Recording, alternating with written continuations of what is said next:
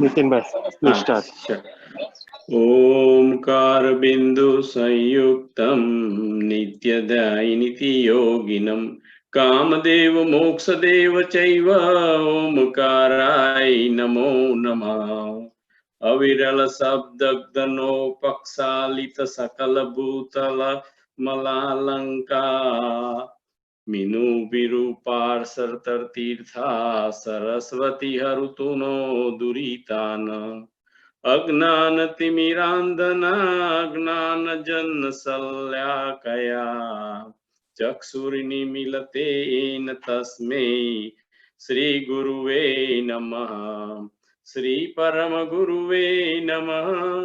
परम परमाचार्य गुरुवे नमः। सकल सुविद्वसंक श्रेयांश परिवर्धक धर्म संबंधक। जय जिनेन्द्र। આજે તત્વસૂત્રનો અધ્યાય ચોથો. આજનો આપણો દિવસ છે ઉત્તમ શૌચ.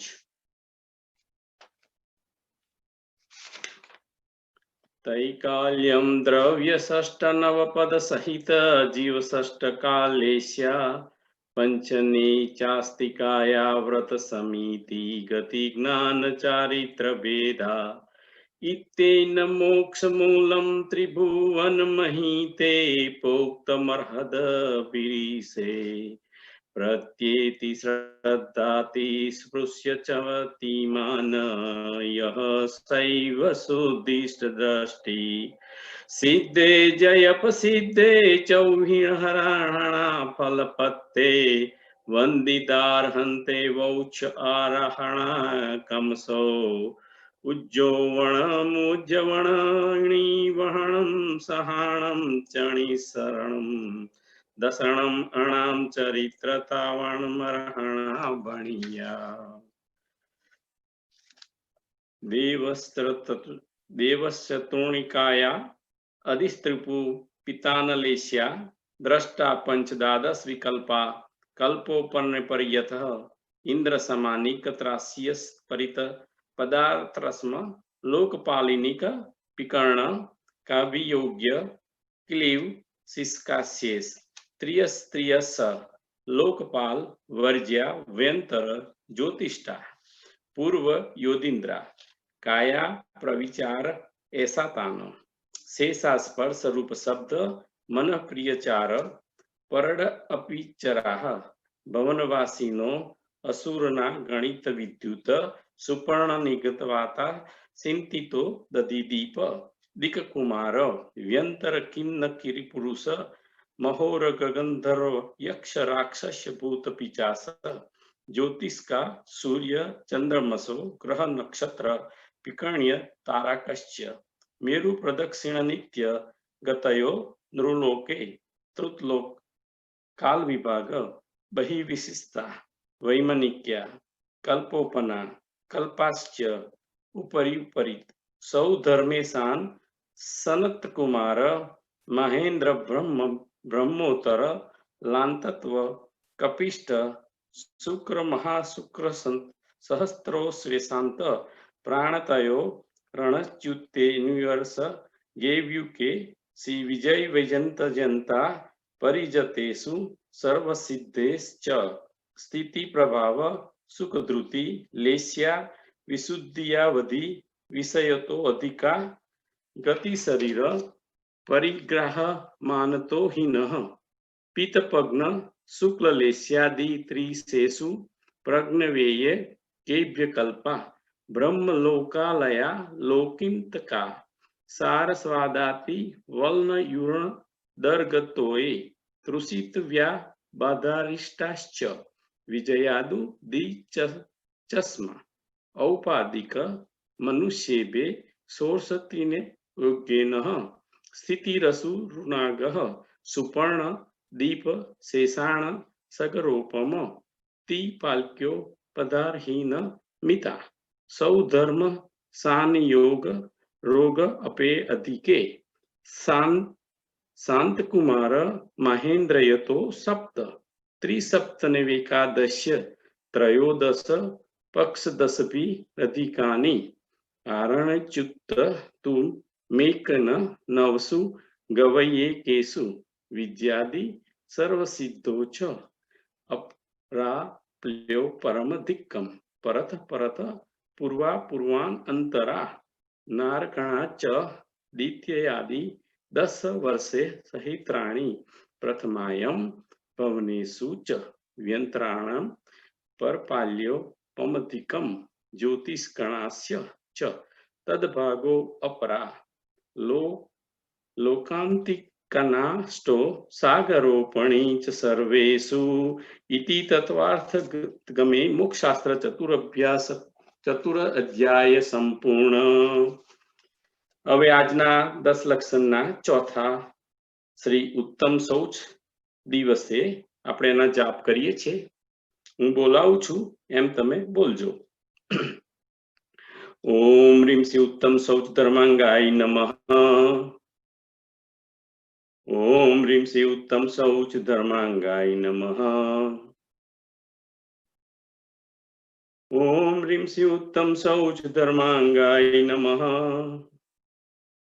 ओम ह्रीं श्री उत्तम शौच धर्मांगाय नमः। ओम ह्रीं श्री उत्तम शौच धर्मांगाय नमः। ओम ह्रीं श्री उत्तम शौच धर्मांगाय नमः। ओम ह्रीं श्री उत्तम शौच धर्मांगाय नमः। ओम ह्रीं श्री उत्तम शौच धर्मांगाय नमः। ओम ह्रीं श्री उत्तम शौच धर्मांगाय नमः। ओम ह्रीं श्री उत्तम शौच धर्मांगाय नमः। ओम ह्रीं श्री उत्तम शौच धर्मांगाय नमः। ओम ह्रीं श्री उत्तम शौच धर्मांगाय नमः। ओम ह्रीं श्री उत्तम शौच धर्मांगाय नमः। ओम ह्रीं श्री उत्तम शौच धर्मांगाय नमः। ओम ह्रीं श्री उत्तम शौच धर्मांगाय नमः। ओम ह्रीं श्री उत्तम शौच धर्मांगाय नमः। ओम ह्रीं श्री उत्तम शौच धर्मांगाय नमः। डॉक्टर वीर सागर जैन, जय जिनेंद्र का स्वागत। जय जिनेंद्र। आज शौच का दिन पे आपका हम प्रवचन सुनने के लिए तैयार हैं। सभी कमेटी मेंबर की ओर से आपको जय जिनेंद्र। जय जिनेंद्र, जय जय सभी को जय जिनेंद्र। अब मेरा म्यूट करता हूं तो आपका स्टार्ट कीजिए प्लीज। Thank you. ठीक है, ठीक है।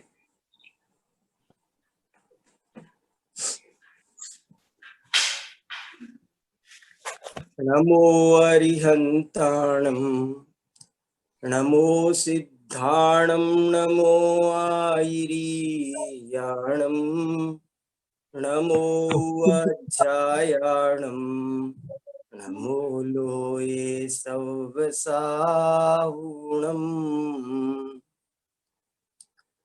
मोक्षमार्गस्य नेतारं भित्तारं कर्म भूभृतां ज्ञातारं विश्वतत्त्वानां वन्दे तद्गुणलब्धये, वन्दे तद्गुणलब्धये।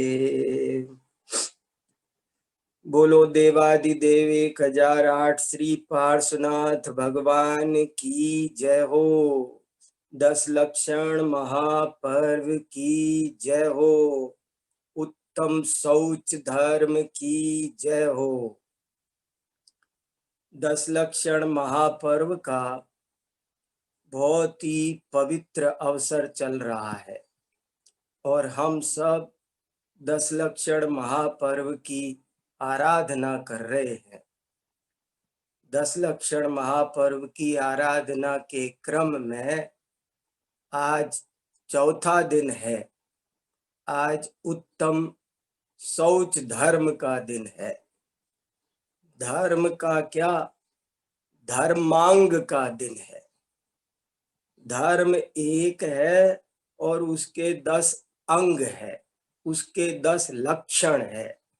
तो इसलिए आज शौच नामक लक्षण का दिन है, उसे हमें समझना है।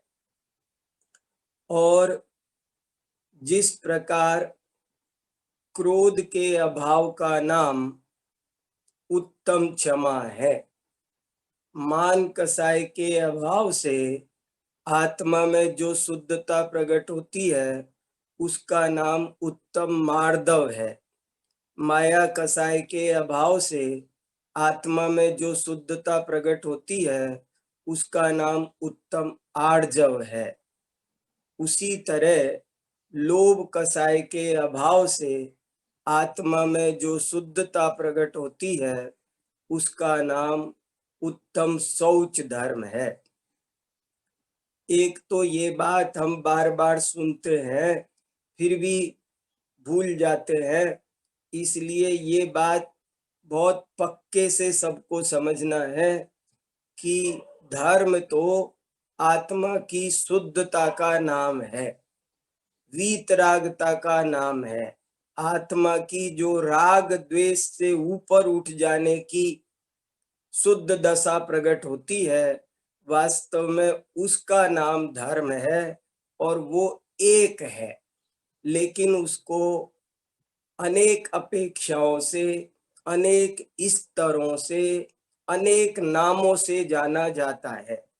जैसे एक ही स्त्री को अनेक रिश्तों से अलग अलग नाम पड़ जाते हैं, जैसे एक ही पुरुष को अलग अलग संबंधों के कारण अलग अलग नाम पड़ जाते हैं, उसी प्रकार धर्म तो एक है, उसके ही बाह्य में क्या क्या का अभाव हुआ इस अपेक्षा से उसके अनेक नाम पड़ जाते हैं।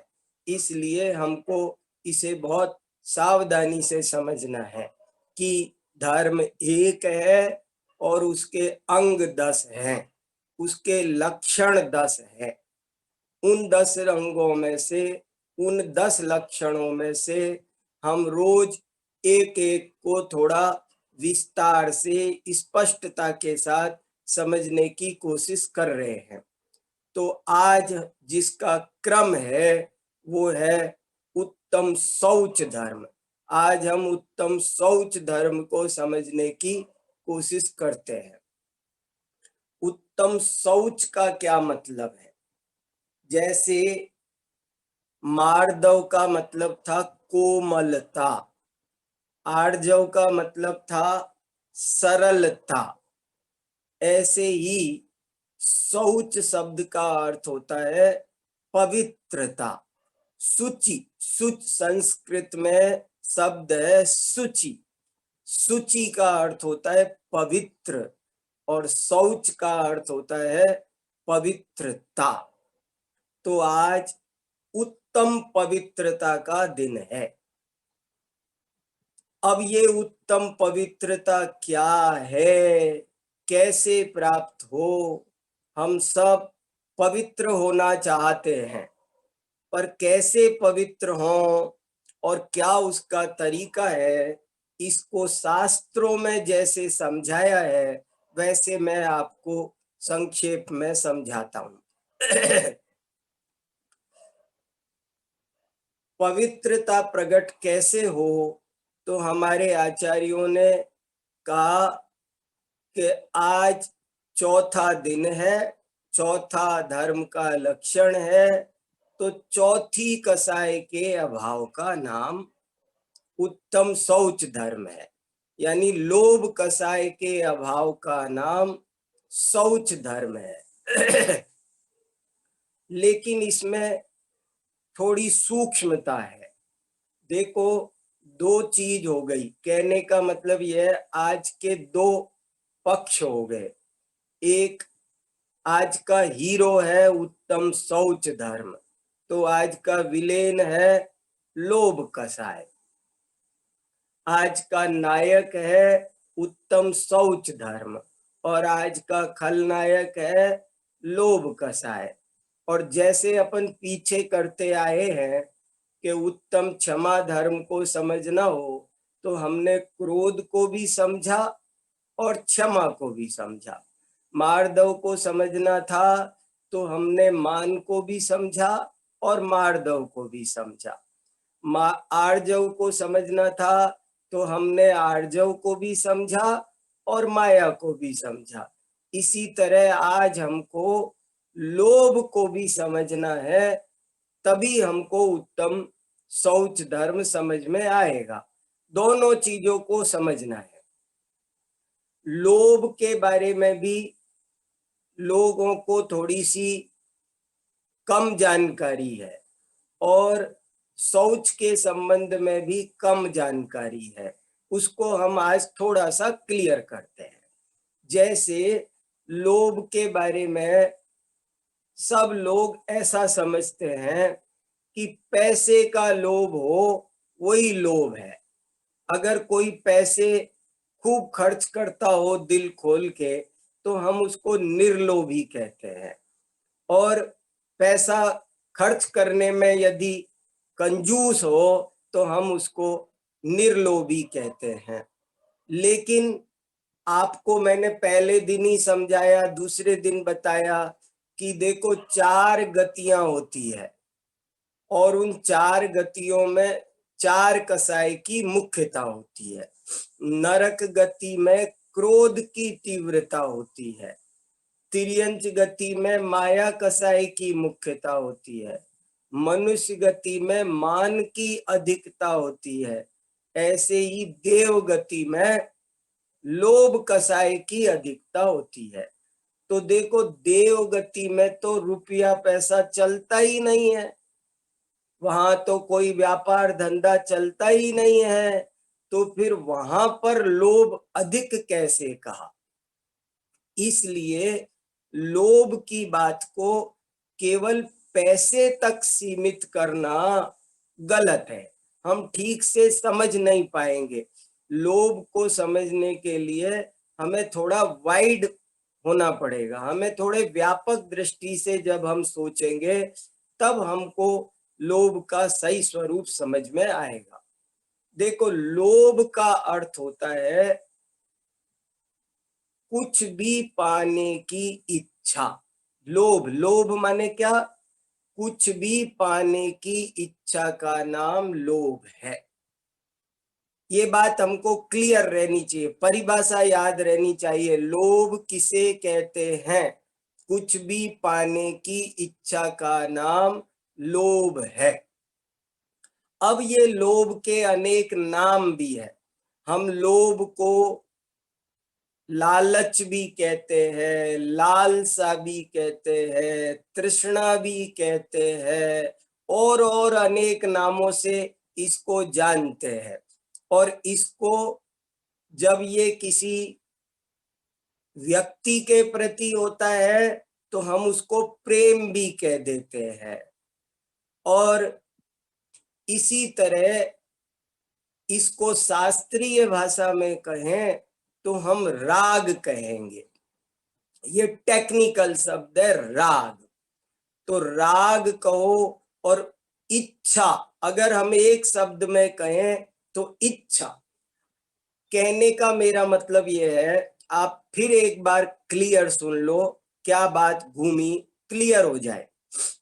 इच्छा कहो, राग कहो, चाह कहो, प्राप्ति की कामना कहो, कामना कहो, याचना कहो, लालसा कहो, तृष्णा कहो, प्रेम कहो, ये सब लोभ के पर्यायवाची है।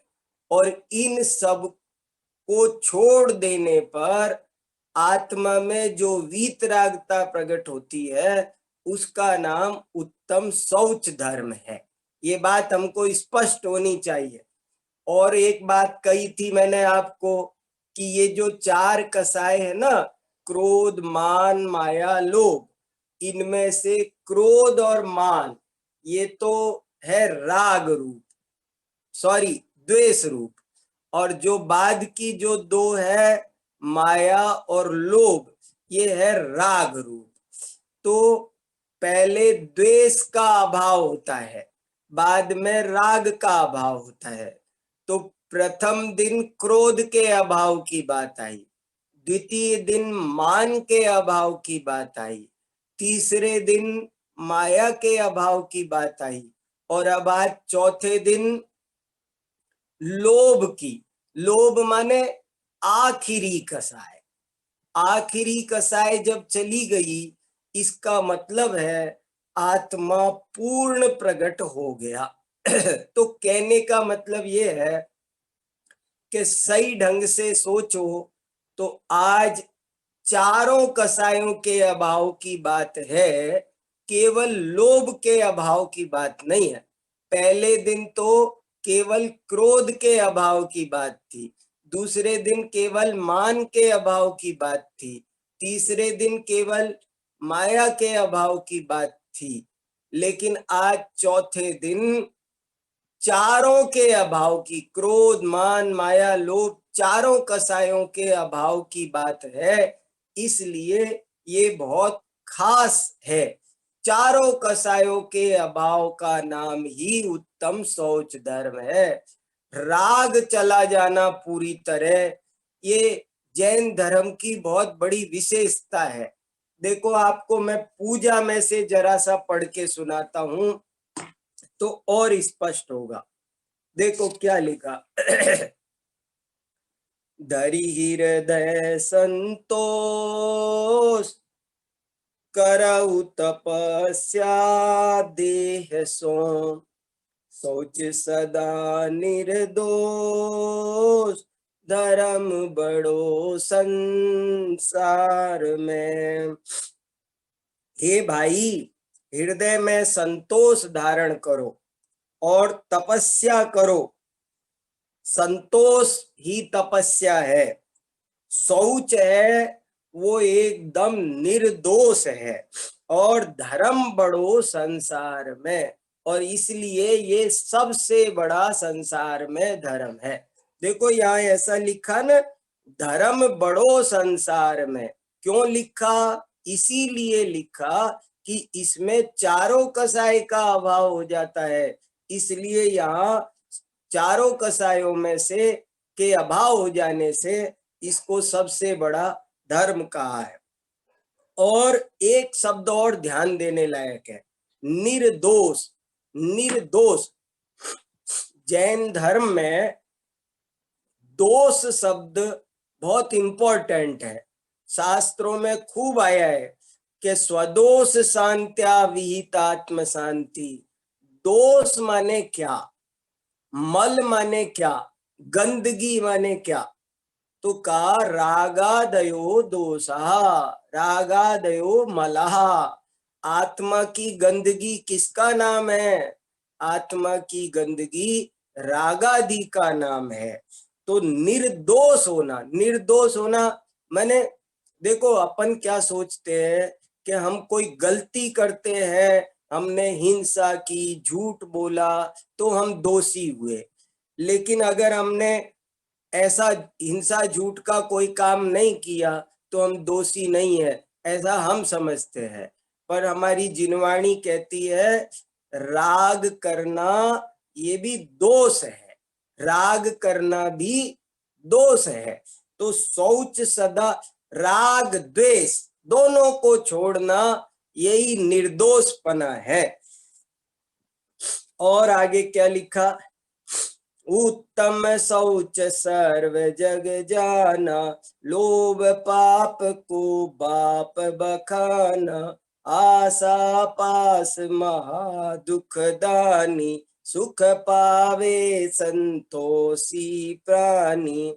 ये उत्तम शौच, दुनिया भर में इस बात को सब जानते हैं कि लोभ पाप का बाप है। लोभ को पाप का बाप कहते ही हैं। आशा पास महा दुखदानी, ये जो आशा का पास, पास माने जाल, ये पास माने नियर नहीं है यहाँ पर। पास माने ये पास में जो से है वो दूसरा वाला से है, सड़क वाला से नहीं है, ये शिव वाला से है। जो सा आशा में लिखते वैसा ही से है। तो पास माने जाल, ये जो इच्छा है वो बंधन है महा दुखदानी, बहुत दुख देती है। देखो इस बात पर आज शांति से बैठकर चिंतन करो कि दुख का मूल कारण तो इच्छा है। जिसके अंदर इच्छा है वो तो जाल में फंसा है, वो तो कैद है, वो तो पराधीन है। जिसने आशा को छोड़ा, इच्छाओं को छोड़ा, वही बड़ा आदमी बन सकता है, वही निश्चिंत हो सकता है। ऐसा लिखा है, चाह गई चिंता मिटी, मनवा बेपरवाह, जिन्हें कुछ नहीं चाहिए वे है शाहंशाह। वही व्यक्ति बादशाहों का बादशाह है जो कुछ चाहता नहीं है। जब हम कुछ चाहते हैं तो हम कमजोर बन जाते हैं, हम भिखारी बन जाते हैं। और जब हमारी इच्छा मिट जाती है, हमें कुछ नहीं चाहिए, तो हम तीन लोक के नाथ बन जाते हैं। भगवान क्यों बड़े हैं? क्योंकि वो कुछ चाहते नहीं है। आशा पास महा दुखदानी, ये जो इच्छा का बंधन है ये बहुत दुख देता है। और सुख पावे संतोषी प्राणी, जो संतोष धारण करता है वही सुख प्राप्त करता है। असंतोषो महाव्याधि, असंतोष है वही सबसे बड़ी बीमारी है। इसलिए संतोष धारण करो। जिनके पास में संतोष नहीं है, उनके पास कितनी भी संपदा हो, उनको शांति नहीं मिलती है। गोधन गज धन बाज धन और रतन धन खान, जब आवे संतोष धन सब धन धूल समान। इसलिए ये बात बहुत क्लियर समझनी है कि छोटी सी लाइन है, सुख पावे संतोषी प्राणी, बहुत बढ़िया लाइन है। आपको संतोष करोगे तभी सुख मिलेगा। और फिर ये तो लोभ का स्वरूप समझाया, आगे शौच का स्वरूप समझाते हैं। हम लोग शौच माने क्या समझते हैं? शौचालय बोलते हैं ना हम, बाथरूम, वॉशरूम। ओ हम नहाने निबटने का नाम शौच समझते हैं, पवित्र होना समझते हैं। पर वास्तव में शौच क्या है? देखो, प्राणी सदा शुचिशील जप तप, ज्ञान ध्यान प्रभावते, नित गंग जमुन समुद्र नाये, असुचि दोष सुभावते। ये प्राणी वास्तव में पवित्र किससे होता है? शील से, जप से, तप से, ज्ञान से, ध्यान से। इनसे आत्मा पवित्र होती है।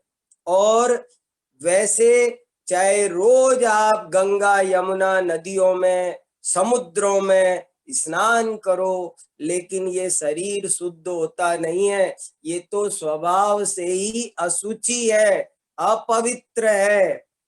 ऊपर अमल मल भरो भीतर, कौन विधि घट शुचि कहे, बहु देह मैली सुगुन थैली, शौच गुण साधु लहे। ये जो हमारा शरीर है, इसको वो एक घड़े की उपमा दे रहे हैं कि ये जो हमारा घड़ा, शरीर रूपी घड़ा है, ये आप एक मिट्टी के ऐसे घड़े की कल्पना करो कि जिसमें अंदर सब गंदगी भरी हो, मलमूत्र भरा हुआ हो, ऐसा एक घड़ा हो। और ऊपर से उसको सजा दिया जाए तो उस घड़े को कोई अच्छा मानेंगे? अंदर तो विष्ठा भरी हुई है, ऊपर से आपने बढ़िया पेंटिंग कर दी है। तो ऐसे ही ये शरीर है, हम ऊपर से इसको तेल फुलेल पेंटिंग करके सजाते हैं, पर अंदर से देखा जाए तो इस शरीर में सप्त धातु, मल मूत्र खून पे सब कुछ भरा हुआ है, गंदगी। तो ये गंदा है। शरीर तो असुचि भावना पढ़ते हैं कि नहीं? अपन असुचि भावना में कितना पढ़ते हैं कि शरीर कितना असुचि है। कोई सूची पदार्थ भी इसके संपर्क में आए तो वो भी बल्कि असुचि हो जाता है। इसलिए कहा ऊपर अमल, अमल माने मल रहित, मल भरो भीतर, भीतर मल भरा हुआ है। कौन विधि, किस प्रकार से इस घट को हम निर्मल कह सकते हैं, कर सकते हैं? भैया, बहुदेह मैली सुगुण थैली, सोच गुण साधुल है। ये शरीर तो एक मैली थैली है, बैग, थैली माने बैग, एक बहुत मैला थैला है, लेकिन सुगुण थैली। ये एक बहुत खास बात है कि इसमें क्षमा, मार्दव, आर्जव, शौच, सत्य, संयम, तप, इनके आप अंदर में गुण भरो। इसमें गुण भरे हुए हैं आत्मा के अंदर। ज्ञान, दर्शन, चारित्र, ये गुणों से भरा हुआ आत्मा है। शौच गुण साधुल है। ये शौच गुण किनको बहुत विशेष प्रकट होता है? साधुओं को। देखो, अपन नहाने धोने को शौच समझे तो फिर मुनि महाराज के तो जीवन भर नहाने का त्याग होता है। तो फिर वो कैसे, उनके शौच धर्म कैसे होगा? यदि नहाने को ही शौच धर्म समझा जाए तो फिर मुनि महाराज तो, उनके तो शौच धर्म हो ही नहीं सकता। इसलिए हमको शौच धर्म को, लोभ के बारे में हमने क्या गलत फहमी दूर की अपनी, कि केवल पैसे के लोभ का नाम लोभ नहीं है, बल्कि कुछ भी चाहने का नाम लोभ है, कुछ भी इच्छा करने का नाम लोभ है। और शौच के संबंध में हमने क्या समझा कि केवल नहाने धोने का नाम शौच नहीं है, बल्कि आत्मा में क्षमा, मार्दव, आर्जव, सम्यक दर्शन, ज्ञान, चारित्र इत्यादि गुणों को प्रकट करने का नाम वास्तव में शौच धर्म है। ये दोनों बातें हमको क्लियर समझनी है, तभी हमको ये बात अच्छे से समझ में आएगी आज का धर्म, नहीं तो नहीं समझ में आएगी। लोभ भी वाइड होकर समझना है, शौच भी हमको थोड़ा वाइड होकर के समझना है, तभी हमको पूरी बात समझ में आएगी। देखो, लोभ के बारे में अकलंक नाम के एक महान आचार्य हुए हैं और उन्होंने ऐसा लिखा है कि लोभ 4 तरह का होता है। जीवन लोभ, आरोग्य लोभ, इंद्रिय लोभ, उपभोग लोभ, 4 तरह। देखो, नाम का लोभ भी होता है। कई बार तो आदमी पैसे खूब खर्च करता है, लेकिन किस लिए करता है? नाम के लिए। बहुत से लोग दान देते हैं नाम के लिए, तो वे लोभी हुए कि नहीं? हाँ हुए, नाम के लोभी हुए। तो नाम का लोभ भी होता है, स्वर्ग का लोभ भी होता है। और समय सार की बात करो तो भैया बहुत ऊंची बात है समय सार की। समय सार में तो कहा मोक्ष का लोभ भी नहीं करना चाहिए, न मोक्षोपि मुमुक्षुताम। शुरू में और सब तरह का लोभ छुड़ाने के लिए धर्म का लोभ लगाते हैं, मोक्ष का लोभ लगाते हैं, स्वर्ग का लोभ लगाते हैं, लेकिन बाद में उसको भी छोड़ना जरूरी है। जब सब इच्छा मिटती है तभी हमको वास्तव में मोक्ष प्राप्त होता है। जब तक मोक्ष पाने की इच्छा रहती है तब तक आत्मा को मोक्ष नहीं मिलता, वो भी छूटती है, शुरू में होती है। इसलिए हमको सब प्रकार की इच्छा, समस्त राग, देखो, जैन धर्म के बारे में जब जब मैं सोचता हूँ तो बहुत महिमा आती है। जैन धर्म एक बहुत महान धर्म है, अलग तरह का धर्म है। द्वेष बुरा है ये तो सब कहते हैं, लेकिन राग बुरा है ये जैन धर्म समझाता है, और बहुत गहराई से समझाता है, बल्कि ज्यादा जोर देता है राग बुरा है। आप इस चीज को जरा 2 मिनट मन लगा के सुनो। क्या कहा मैंने, फिर सुनो। 2 चीज है, एक राग, एक द्वेष। क्रोध करना, मान करना, किसी को बुरा मानना, छोटा मानना, ये तो है द्वेष। और ये जो द्वेष है ये बुरा है, ये तो दुनिया का हर धर्म कहता है। कौन धर्म है जो कहेगा क्रोध करना अच्छा है, हिंसा, झूठ? द्वेष बुरा है ये सब कहते हैं, लेकिन जैन धर्म तो यहां से बात शुरू करता है कि राग भी बुरा है।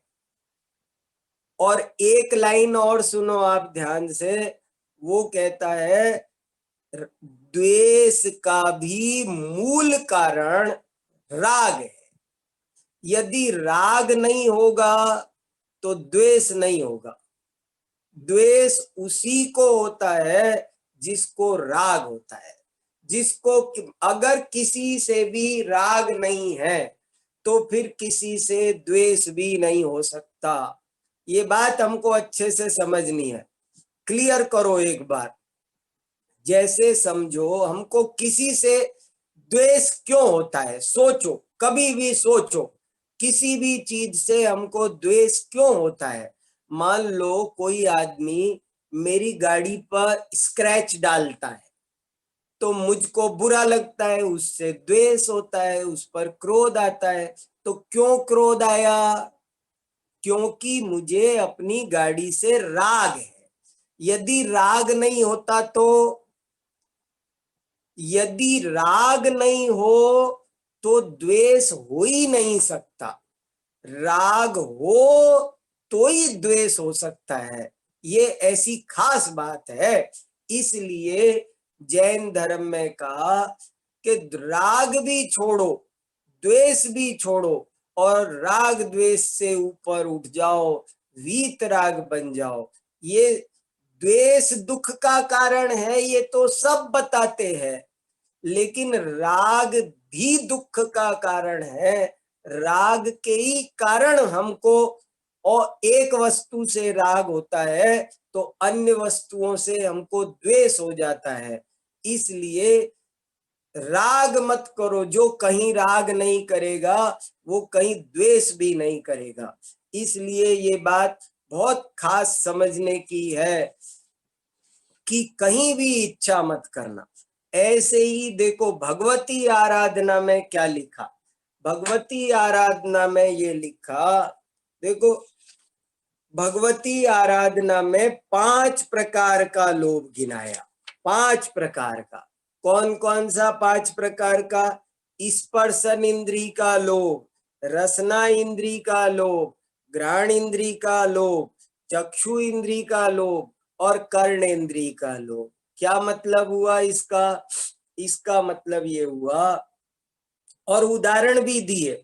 उदाहरण ये दिए कि जैसे स्पर्शन इंद्री के लोभ में हाथी पकड़ा जाता है, रसना इंद्री के लोभ में मछली कांटे में फंसकर प्राण गंवा देती है, घ्राण इंद्री के लोभ में भौरा कमल में बंद हो जाता है, चक्षु इंद्री के लोभ में पतंगे बिजली पर गिरकर मर जाते हैं, और कर्ण इंद्री के लोभ में हिरण शिकारी के जाल में फंस जाता है। और वहां ये भी कहा कि हे जीव देख, ये एक एक इंद्री के लोभ में ये सब इतना दुख उठाते हैं, तो तू 5 इंद्री के लोभ में कैसे तू सुखी हो सकता है।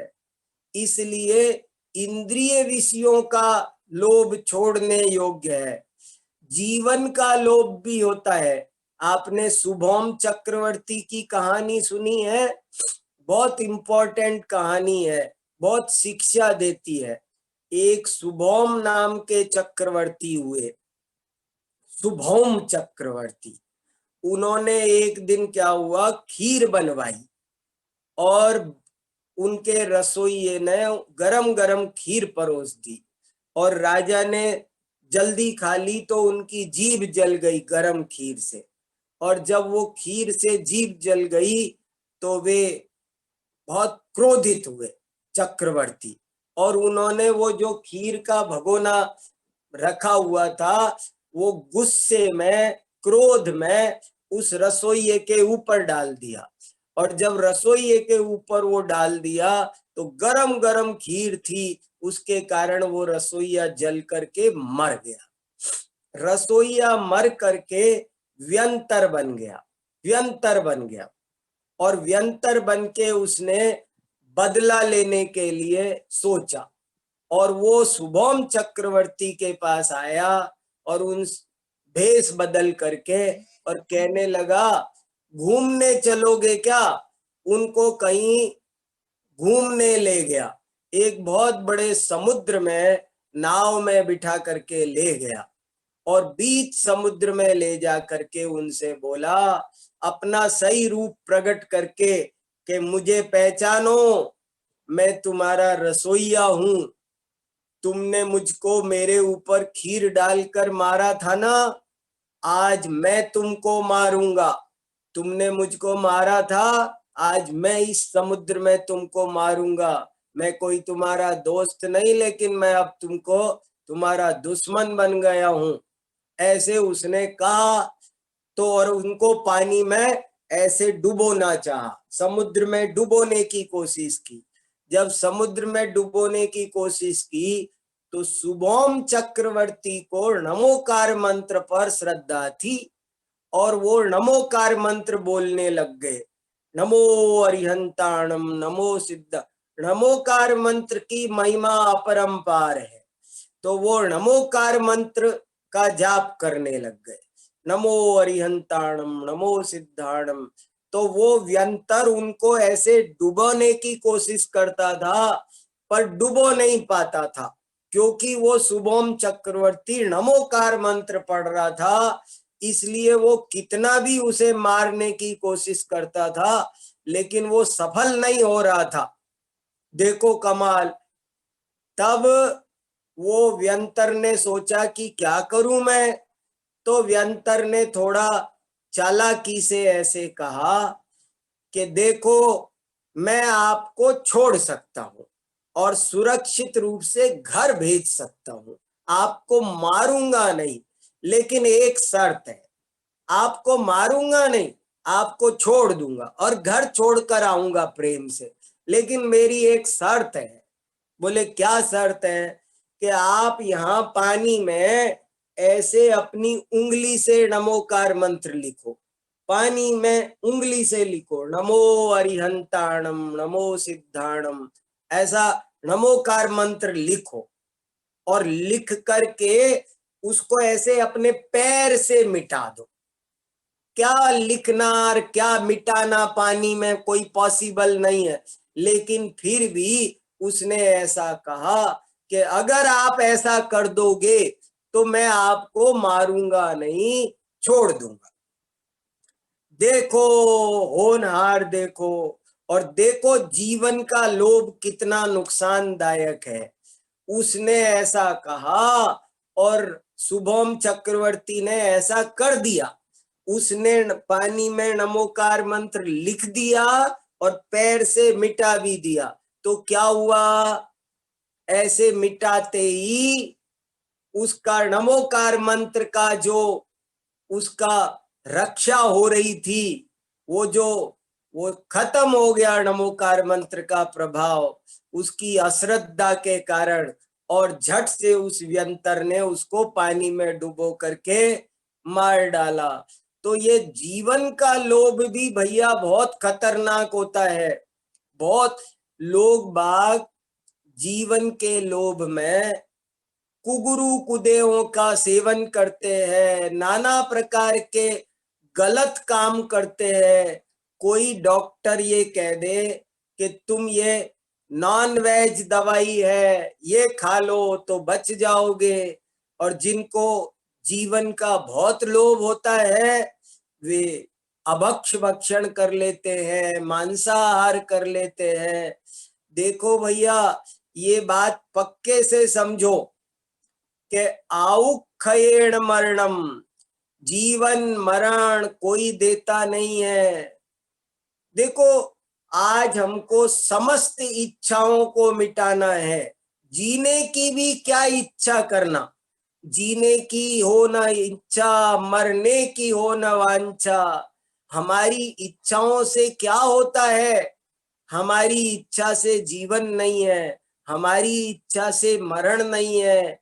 हमारी इच्छा से हम चाहते हैं धन आ जाए, हम चाहते हैं कि बच्चा अमुक पोस्ट पे चला जाए, लेकिन किसी की इच्छा से काम नहीं होता है। इच्छाएं, फिर वही लाइन सुनो आप ध्यान से, इच्छाएं निरर्थक है, इच्छाएं अनर्थक है। इच्छा, क्या बोला? इच्छाएं निरर्थक है, इच्छा व्यर्थ है। जब मिलना होता है तो बिना चाहे मिलता है, और नहीं मिलना होता है वो कितना भी चाहो, भीख मांगो, तब भी कुछ मिलता नहीं है। क्या इच्छा करना? जैन धर्म अयाचीक जिन धर्म है, धर्मी जांचे नाय। अयाचीक जिन धर्म है, धर्मी याचे नाय। ये जो जिन धर्म है वो कैसा है? जाचे सुर तरु देय सुख, चिंतत चिंतारेन। बिन जाचे बिन चिंतये, धर्म सकल सुख देन। धर्म तो बिना मांगे बिना चाहे, क्या जिनेन्द्र भक्ति, पंच परमेष्ठी, स्वाध्याय, ये सब चिंतामणि, कल्प वृक्ष, इन सब से बहुत ज्यादा बढ़कर है। इसलिए ज्ञानी कभी कोई इच्छा नहीं करते। जीवन की इच्छा भी क्या करना? जीवन कोई देता नहीं है, जीवन कोई लेता भी नहीं है। तीन लोक मिल करके चाहे तो जब तक हमारा आयु कर्म है तब तक हमसे कोई जीवन छीन नहीं सकता, कोई हमको जीवन दे नहीं सकता। ये बहुत खास बात है। इसलिए समस्त प्रकार की इच्छाओं को छोड़ना, इसका नाम वास्तव में शौच धर्म है। देखो, इच्छाएं आदमी की दुर्दशा करती है। इच्छाओं के कारण आदमी पाप करता है। लोभ, इच्छा माने लोभ, लोभ के कारण झूठ बोलता है, लोभ के कारण चोरी करता है, क्या क्या नहीं करता है, दूसरे के धन को हड़पता है। लोभी अपने गुरु को आदत पड़, ये बहुत गंदी गंदी आदतें हैं। अपने पूजनीय आदरणीय लोगों के साथ भी जो आदमी मायाचार करता है, लोभ करता है, वो उनके पूजनीय गुरुजनों के साथ भी करता है, उनको भी छोड़ता नहीं है। इसलिए मान लो, ये बात समझना जरूरी है। लोभ के कारण व्यक्ति न्याय नीति को छोड़ देता है। इसलिए समस्त प्रकार के लोभ से रहित होना, इसी का नाम उत्तम शौच धर्म है। कितनी बढ़िया बात स्वामी, देखो इसमें लिखा, मैं आपको एक सुनाता हूं ज्ञानार्णव में। देखो ये बहुत बढ़िया है, मूल ग्रंथ में से आपको सुनाता हूं पढ़ करके। स्वामी गुरु बंधु वृद्धान, अबला बालांश्च जीर्ण दीनादीन, व्यापाद्य विगत संको, लोभार्थो दत्ते ये केचित् सिद्धान्ते दोषा स्वभ्रस्य साधका प्रोक्ताः प्रभवन्ति निर्विचारम् ते लोभादेव जंतूनाम। क्या कहा कि जो लोभी है वो अपने स्वामी, गुरु, भाई, वृद्ध, अबला, बालक, गरीब इनको भी नहीं देखता है, उनको मार तक देता है, उनको मार मार कर लोभ के कारण पिता को मार करके लोग राजगद्दी हथियाते हैं। इसलिए और लिखा, नरक में ले जाने वाले जितने भी दोष हैं वे सब एक लोभ के ही कारण होते हैं। इसलिए असंतोषो महाव्याधि, ये जो असंतोष है ये बहुत बड़ी बीमारी है। समय सार में ऐसा लिखा कि आत्मा अचिंत शक्ति है और कृतकृत्य है, परिपूर्ण है, उसे किसी चीज की जरूरत ही नहीं है, इसलिए क्या इच्छा करना। समस्त इच्छाएं व्यर्थ है, समस्त इच्छाएं निरर्थक है, अनर्थक है। क्या बढ़िया बात, 10 लक्षण कितना महान पर्व है, कितनी अच्छी अच्छी बातें इसमें है। क्या समझा रहा है ये 10 लक्षण धर्म हमको कुल मिला के क्या बात सिखा रहा है? हमको ये सिखा रहा है कि दुख का कारण कोई परद्रव्य नहीं है, कोई पर पदार्थ नहीं है, बल्कि हमारी आत्मा में जो अंदर में कसाय पैदा होती है वो दुख का कारण है। कितनी बढ़िया बात कही, फिर सुनो ये लाइन, फिर से सुनो। दुख का कारण कोई अन्य पदार्थ नहीं है, बल्कि दुख का कारण हमारे अंदर जो क्रोध, मान, माया, लोभ भरे हैं वही दुख के कारण है। इसलिए उनको छोड़ो। हमको गलत फहमी है कि मैं इसके कारण दुखी हूं, मैं उसके कारण दुखी हूं। हम सृष्टि बदलना चाहते हैं, लेकिन धर्म सृष्टि बदलने का नाम नहीं है, धर्म तो दृष्टि बदलने का नाम है। हमारी दृष्टि बदले तो सृष्टि बदले। देखो सुनो, एक बढ़िया अच्छा दृष्टांत बताता हूं आपको। एक आदमी डॉक्टर के पास गया और डॉक्टर से कहने लगा कि डॉक्टर साहब मेरे पूरे शरीर में बहुत दर्द रहता है, जरा आप चेक कीजिए, बॉडी पेन है। तो डॉक्टर ने पूछा कि कहाँ पर दर्द होता है, तो उसने अपनी उंगली से ऐसे छू कर बताया, यहाँ दर्द होता है, यहाँ भी होता है, यहाँ भी होता है, यहाँ भी होता है, सारे शरीर में 10 जगह छू करके बताया कि यहाँ यहाँ दर्द होता है। डॉक्टर ने अच्छे से चेकअप किया और सब चेक करने के बाद में देखा कि कहीं पर भी कोई डिफेक्ट नहीं है शरीर में, कहीं कोई प्रॉब्लम नहीं थी। उसने खूब अच्छे से चेक किया, शरीर में कहीं कोई प्रॉब्लम नहीं थी। तो डॉक्टर ने थक करके उससे कहा कि जरा अपनी उंगली दिखाओ मुझे। वो उससे कहा अपनी उंगली दिखाओ। तो ये उंगली में यहाँ पर फोड़ा हो रहा था, यहाँ उंगली में दर्द था। दर्द कहाँ था? इस उंगली में दर्द था। तो ये उंगली में दर्द था और वो क्या समझता था कि शरीर में दर्द, उंगली में दर्द है, अब वो जहां लगाएगा वहां दर्द होगा, सीधी सी बात है। क्योंकि दर्द कहाँ है? दर्द तो उंगली में है। ऐसे ही संसार में दुख नहीं है, दुनिया में कोई दुख नहीं देता है, कोई भी दुख का कारण नहीं है। पर पदार्थों को दुख का कारण मानना वो मिथ्यात्व है। देखो ये जो चार कसाई भी मिटती है, वो पहले मिथ्यात्व जाना चाहिए। मिथ्यात्व माने गलत मान्यता, विपरीत मान्यता दूर हो तो ये चीज मिटती है। एक दिन उदाहरण दिया ना आपको, पत्ते तोड़ने से पेड़ नहीं सूखेगा, बल्कि उसकी जड़ कटनी चाहिए।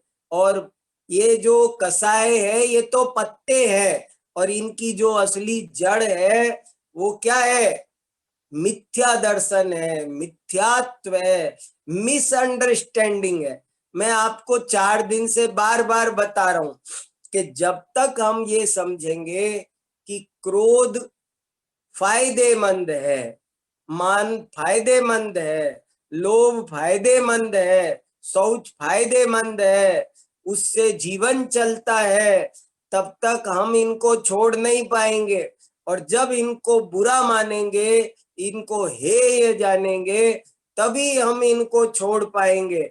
इसलिए पहले ये निर्णय करना जरूरी है कि लोभ से कुछ मिलता नहीं है। कितनी भी ये मांगो, याचना करो, कामना करो, पर कामना से कुछ मिलता नहीं है। निष्काम भक्ति भी करो भगवान की, तो निष्काम करना चाहिए, ऐसा बार बार सब आचार्यों ने लिखा है। तो संपूर्ण इच्छाओं को, अब कंक्लूजन सुनो, क्या कहा? सभी प्रकार की इच्छाओं को छोड़ना, इसका नाम उत्तम शौच धर्म है। लोभ को केवल पैसे तक मत समझो, और शौच को केवल नहाने धोने तक मत समझो, बल्कि आत्मा की के स्नान की बात करो। आत्मा का स्नान तो ज्ञान ध्यान से होता है। जिनवाणी रूपी गंगा में स्नान करने से आत्मा पवित्र होता है। आत्मा की गंदगी कैसे दूर होती है? उस पर, अरे अपन शरीर की गंदगी तो रोज दूर करते हैं। हम सब चीज साफ करते हैं, जूता साफ करते हैं, गाड़ी साफ करते हैं, हम हर चीज साफ करते हैं। आज तो आत्मा को साफ करने के बारे में सोचो भैया। कोई कहे ये तो ऊंची ऊंची बात बता रहे हैं, अरे ऊंची बात नहीं बता रहे। आप रोजाना सब चीजें साफ करते हो कि नहीं? घर का ओना कोना, ये डाइनिंग टेबल साफ करो, सोफा साफ करो, गाड़ी पोछो, अरे जूते चप्पल भी पोछते हैं रोजाना। तो हम आज आत्मा को पवित्र करने की बात तो करो। ये जिनवाणी पढ़ रहे हैं तो ज्ञान स्वाध्याय से आत्मा पवित्र होता है। 10 लक्षण के दिन में रोज थोड़ी देर, 1 घंटा 2 घंटा सबको स्वाध्याय करना चाहिए। इससे हमारी आत्मा पवित्र होती है। देखो, ऐसी एक बात गीता में भी आती है, ऐसी एक बात महाभारत में भी आती है। क्या आती है वो भी आपको गीता में एक बहुत बढ़िया श्लोक आता है, उसमें ये लिखा है, नहीं ज्ञानेन सदृशम पवित्रम इह विद्यते। ज्ञान से बढ़कर पवित्र वस्तु इस दुनिया में कोई नहीं है। ज्ञानाराधना करो, ज्ञान ही पवित्र है। और महाभारत में भी एक बहुत अच्छा श्लोक आता है। वो श्लोक क्या है? वो श्लोक ये है, आत्मा नदी संयम तोय पूर्णा सत्यावहाशील तटादयोर्मि तत्रावगाहम कुरु पांडुपुत्र नवारिणा शुद्ध्यति चांतरात्मा। बहुत बढ़िया श्लोक है। देखो आपको समझाता हूं, 2 मिनट मन लगा के सुनो। क्या एक बार क्या हुआ, पांडव गंगा स्नान करने के लिए जा रहे थे। पांडव गंगा स्नान करने जा रहे थे, तो उन्होंने श्री कृष्ण से भी कहा कि आप हमारे साथ गंगा स्नान के लिए चलो। तो श्री कृष्ण ने कहा, आई एम वेरी बिजी, मुझे टाइम नहीं है। तो पांडवों ने कहा कि आप अपना कोई रिप्रेजेंटेटिव भेजो। तो वहां पर एक तुम्बी फल होता है, वो तुम्बी फल उन्होंने दे दिया कि ये लेकर जाओ।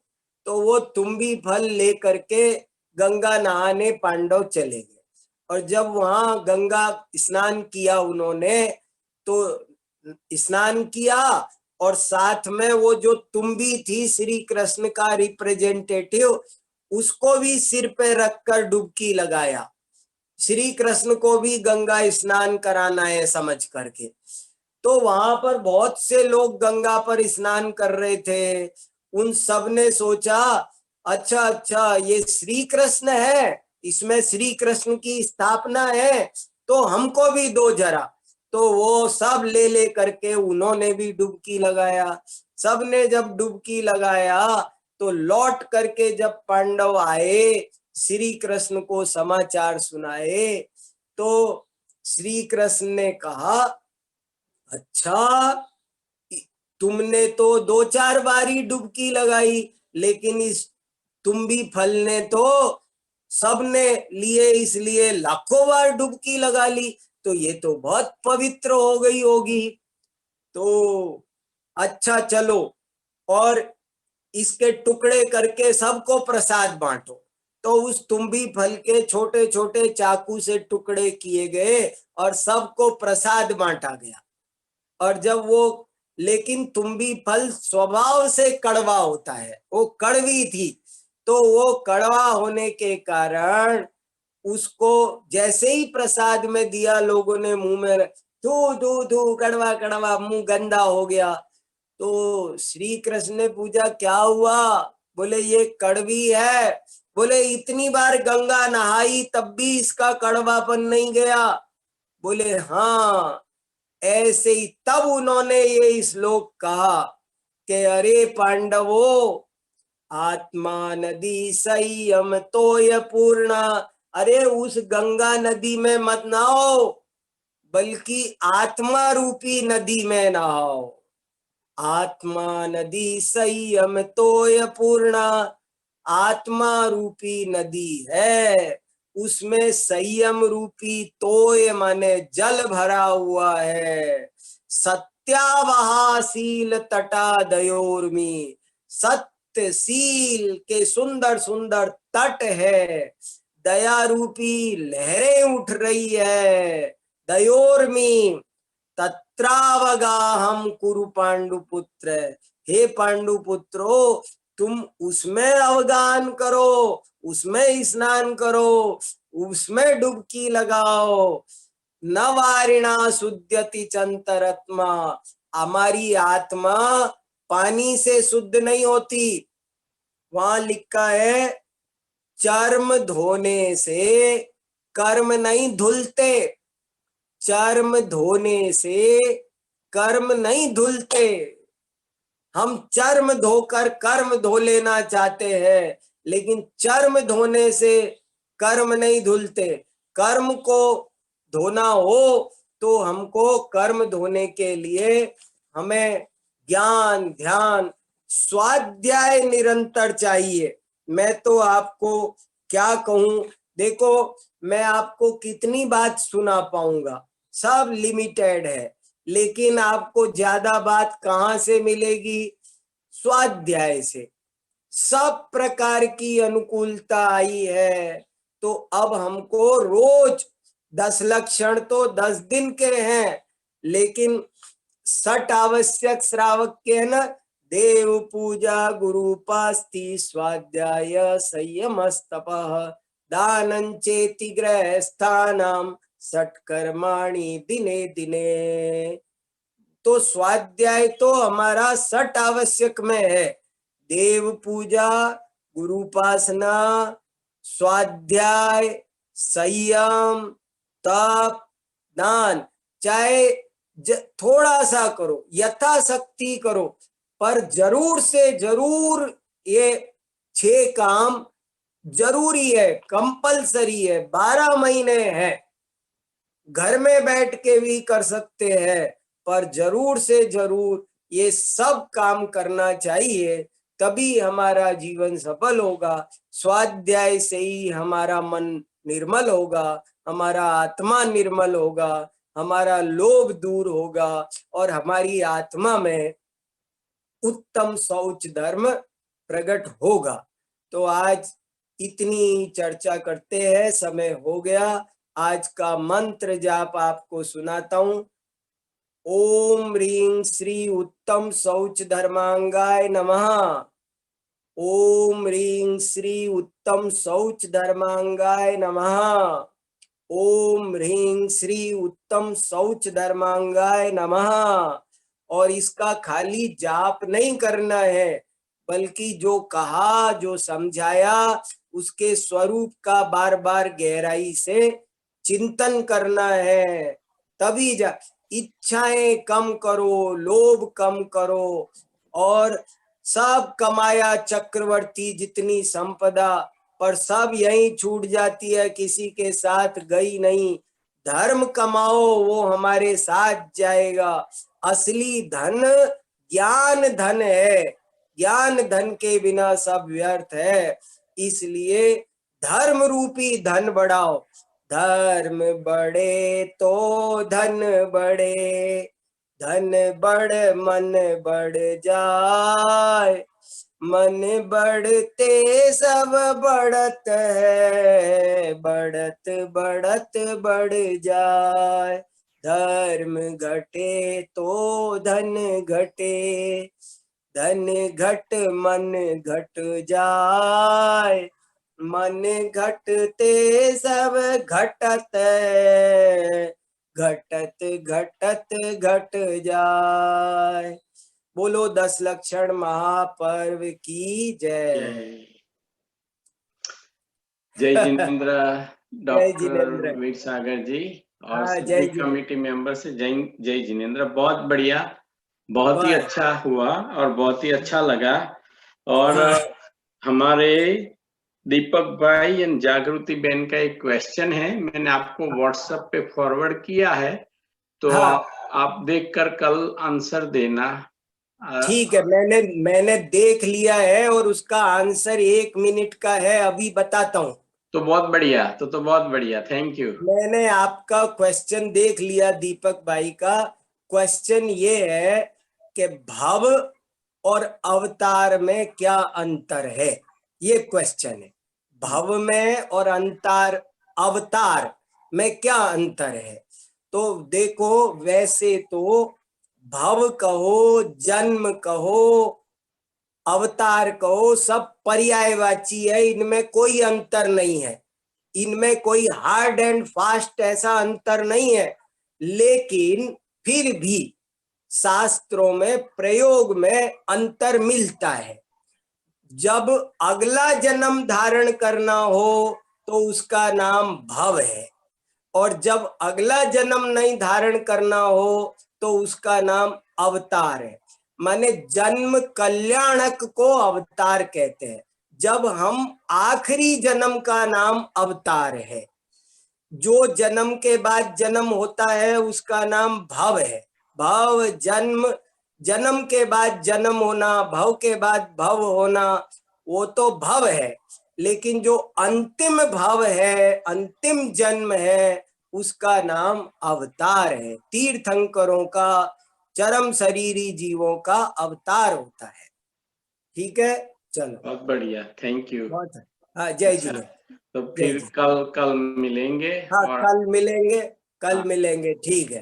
थैंक जावाणी के ज्ञान ते सूजे लोक लोक, सो वाणी मस्तक नमो सदा देत ढोक। जय जिनेन्द्र। अब जय, नितिन भाई हाँ शास्त्र भक्ति बाचो अब, ठीक हाँ, है। Thank you.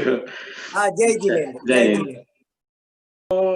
कर्म दुख देता जन्म का, करो भक्ति तेरी, करो दुख माता ब्राह्मण का, दुखी हुआ पारी, भ्रमत फिरत हूँ जगत में, सहा जाता नहीं, अकल दबरानी भ्रमण में करो भक्ति तेरी, हरो दुख माता भ्रमण का सुनो माता मोरी, अरज करता हूँ दर्द में दुखी जानो मोको, डर पकड़ायो शरण में कृपा ऐसी कीजे, दर्द मिट जावे मरण का करो भक्ति तेरी,